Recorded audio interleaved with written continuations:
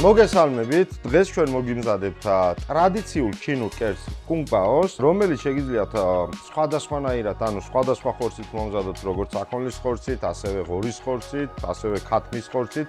ამ შემთხვევაში ჩვენი ვარიანტი იქნება ქათმის ხორცით. ეს კერძი ძალიან უხდება ჩინურ ახალ წელს, რომლის მომზადებაშიც დაგვეხმარება შანშის უმაღლესი ხარისხის მრავალფეროვანი პროდუქცია და თქვენთვისაც შანშის პროდუქციით სახლში აზიური კერძების მომზადება ძალიან მარტივი იქნება. კერძის მოსამზადებლად ჩვენ დაგვჭირდება ქათმის ფილე, ტომატის პასტა, ნიორი, ჯინჯერი, წითელი ხახვი, წითელი ბულგარული, მწვანე ბულგარული, მწვანე ხახვი, დაგვჭირდება ცოტა სახამებელი, ცოტა შაქარიც, მოხალული მიწისწყლი, თქვენ შეგიძლიათ გამოიყენოთ მოხალული ქეშიუს, გამომშრალი წიწაკა, შანშის სოიოს соуსი და შანშის ბრინჯის ძმარი. დავიწყოთ, მოდი ქათმის დაჭრა და მარინადის მომზადება და ეს ქათმის მერე მარინადში ჩადება, რომ სანამ ჩვენ სხვა პროდუქტებს დავჭრით თუ გავამზადებთ, ქათამი კარგად გაიჟღინთოს აზიური გემოები. ატრიის შემთხვევაში ქათამი რო ჩხირებად დავჭერთ, ამ შემთხვევაში დავჭრით კუბებად, დაახლოებით 1-2 სანტიმეტრის.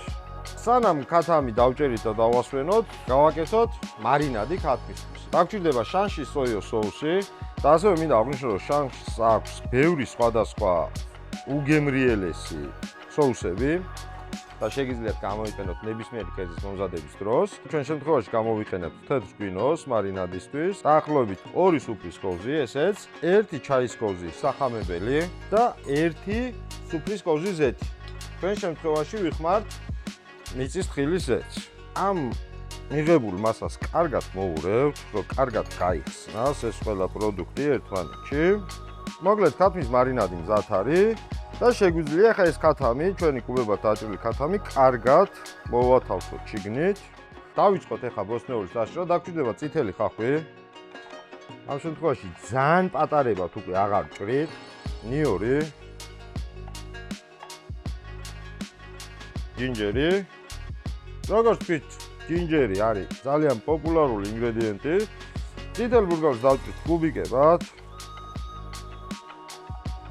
მერე გვინდა მწვანე ბულგარული. დამკერს თითქმის ყველაფერს ვჭრით კუბიკებად, რა. მოკლედ მწვანე ხახვი, რომელსაც ასევე უკვე ბოლოსკენ მივცემთ კერძს ისევ წითელი გამომშრალი წიწაკა, რომელიც დაახლოებით 1 სანტიმეტრი სიგრძის იქნება და რაც ასევე ძალიან მნიშვნელოვანია, რომ ეს თვითონ ეს გული რაც აქვს, ის უნდა გამოვუყოთ, რა. ეხლა ვამზადებთ соуს, რომელსაც უკვე კუნგ-პაოს მომზადების დროს გადაურევთ საჭმელში. ჩვენ დაგვჭირდება შანშის სოიოს соуსი 4 სუფრის კოვზი დაახლოებით, რომელიც არის ძალიან არომატული და ძალიან გემრიელი. შანშის ბრინჯის ძმარი დაახლოებით 3 სუფრის კოვზი, შაქარი და დაგვჭირდება ტომატის პასტა 1 სუფრის კოვზი. ამ ყველა ინგრედიენტს კარგად მოვურევთ. ამ соуსის გამზადების შემდეგ უკვე ვიწყებთ ჩვენი ბოსტნეულის და ქათმის ხორცის უკვე მოთუშვას ყველაფრის ერთად და უკვე ერთმანეთთან გადარევას, რომ მივიღოთ დასრულებული კერძი. მოვასხოთ შანშის ვოკისეთი და პირველი რასაც ვაკეთებთ, როდესაც ძალიან გაცხელდება, მოვბრაწავთ ქათამს და ქათამი რო გარედან მოიბრაწება, ამოვიღებთ და გადავდებთ გვერდზე. და იგივე ტაფაში, იგივე ზეთში ვიწყებთ უკვე ნიორის, ჯინჯერის და წიწაკა. დავამატოთ ბულგარულები, ცოტა ხანი ვაცადოთ, რომ მოითუშოს. ჩავაყაროთ ჩვენი ქათამი უკან. დავასხათ соуსი. დავაყაროთ თხილი, ბოლოში უკვე მწვანე ხახვით. ეს არის თქვენი ძალიან ტრადიციული ჩინური კერძი ქათმის კუნგ-პაო, რომელიც მომზადებულია შანშის უმაღლესი ხარისხის პროდუქციით და თქვენ გიშევდით, რომ მოამზადოთ სახლში შანშის პროდუქციით მარტო.